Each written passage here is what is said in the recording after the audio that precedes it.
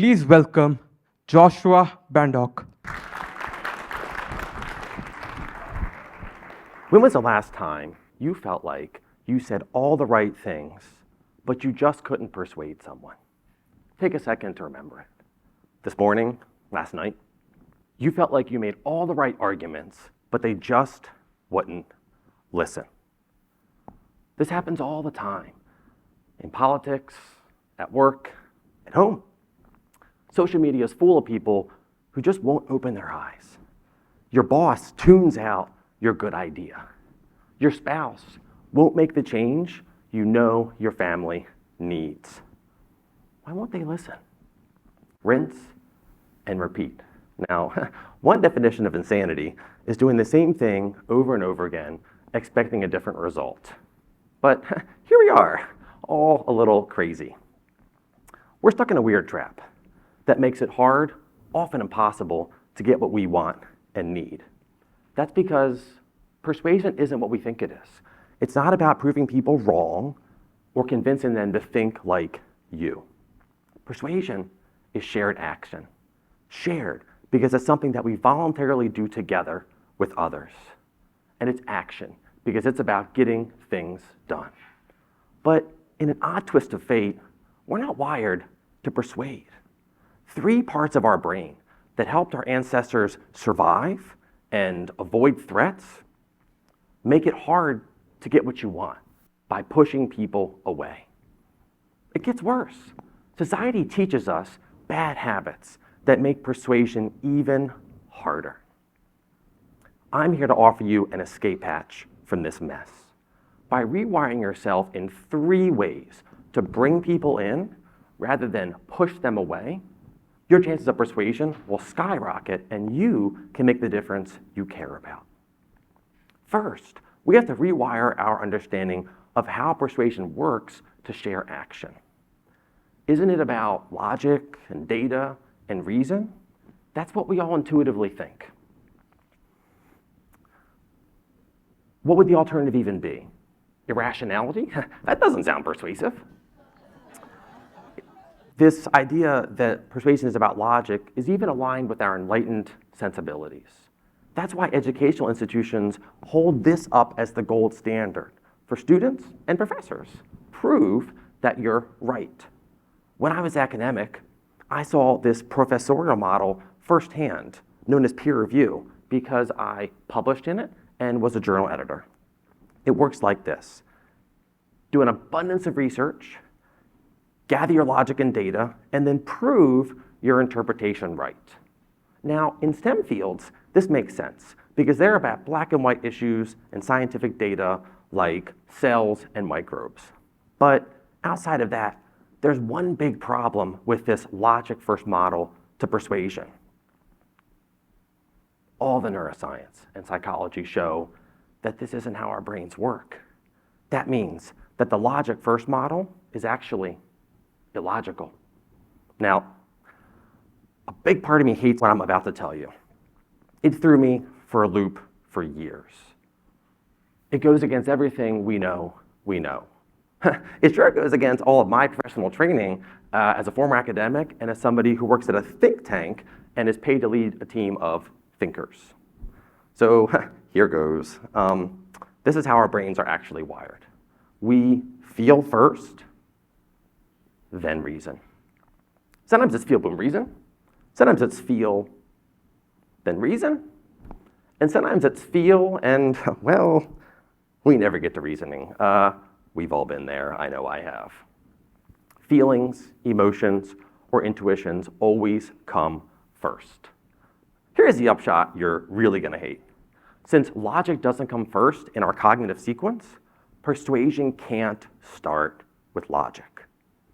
It starts with feelings or emotions. So we have to start there. Let's be clear. We do reason. So we need good reasons for what we think, say, and do. That just comes second. I know this feels wrong, which is why most people ignore it to their detriment. I attended a policy workshop by someone who led a federal regulatory agency. He insisted that we should hit regulators over the head with our logic. When I raised my hand and suggested that this wasn't in accordance with how our brains actually work, he paused, blinked, ignored me, and proceeded to tell us how to win. Rather than rejecting this core cognitive reality, learn to navigate it. If we feel first, then you need to rewire your brain to focus on generating persuasive feelings that lead to shared action. Here's how you do that. Start by simply observing, not judging feelings, yours and theirs. That'll let you know whether and how you can engage. If one or both of you are angry or anxious, now might not be the right time to press them on something. Or it might be the perfect time because that might be stopping you from working with them. If one or both of you are in a good mood, that's probably a good sign to engage. Here's a great technique to figure out how they're feeling. Ask them. Ask them. Literally ask them, how do you feel about something? A decision, an issue, whatever. Or you can just ask them, how are you feeling? I do this to manage up with my bosses and manage down with my direct reports. And it generates remarkably honest and open answers all the time. Much better than if I ask them, what do you think? Listen to their tone. It reveals a ton. What do you mean by that? What do you mean by that? Next, identify shared goals, because that's what will motivate someone to work with you. The good news is there's always some common ground. You just have to look for it. The simplest way to identify shared goals is, wait for it, any guesses? Ask them. Ask them, and they'll usually tell you. I did this just a couple of days ago in a meeting with a mayor of one of Illinois' largest cities. He provided a long list. Then you need to facilitate feelings necessary to share action. There's a problem though. Our brains aren't wired to generate persuasive feelings. That's our second rewiring. What kinds of feelings are persuasive? Take a look around. Social media, cable news, anywhere really. The answer's pretty obvious. Negative feelings. Early this week, I looked at the homepages of Fox News and MSNBC, two partisan news organizations. Out of literally hundreds of articles, I found one about school choice that was clearly positive, unless you count articles about a dog discovering that his owner had breast cancer or Ivanka Trump in a bikini as positive. Mostly, I just saw words like calamitous, disgusting, insane, and toxic. Heartening, all of it. So-called professionals model negativity for us all the time. This negativity aligns with our wiring too.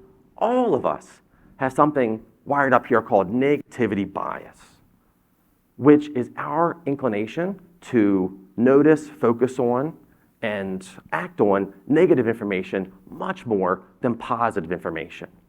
Big things and small things trigger negativity, from spicy political issues to whose turn it is to take out the trash. Right?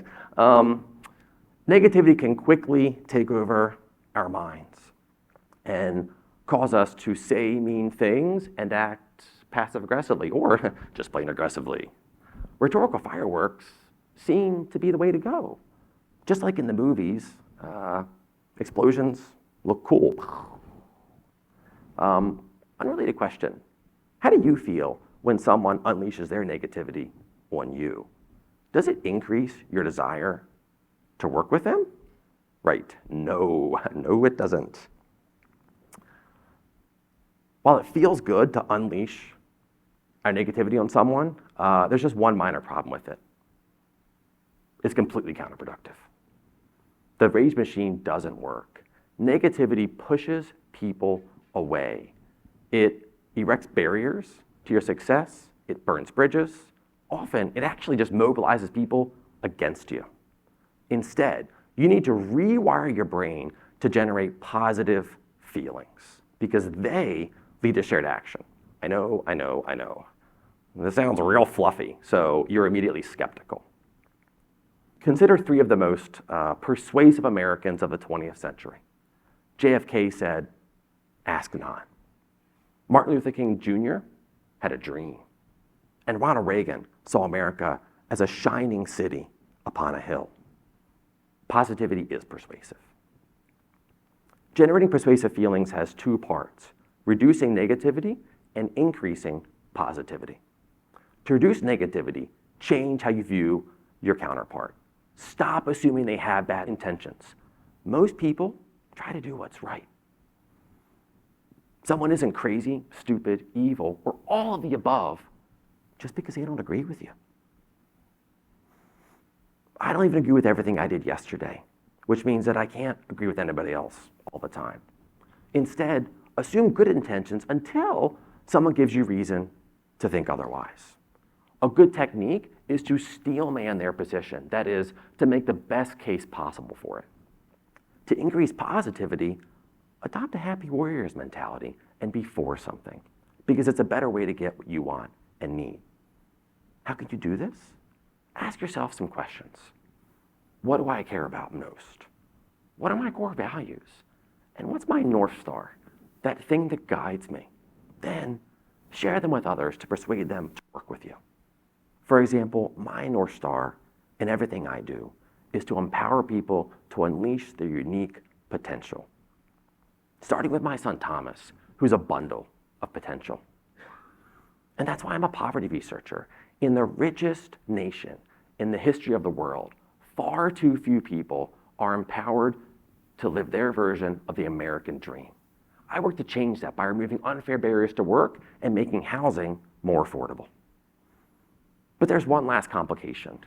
What lifts people up or brings them down differs based on their values. That's why our third and final rewiring is about learning which moral appeals drive shared action. We know morality persuades people. In fact, it fires them up. We tend to think morality is about logically crafting your principles, but that's not how morality actually works. Fun fact, it actually works like this.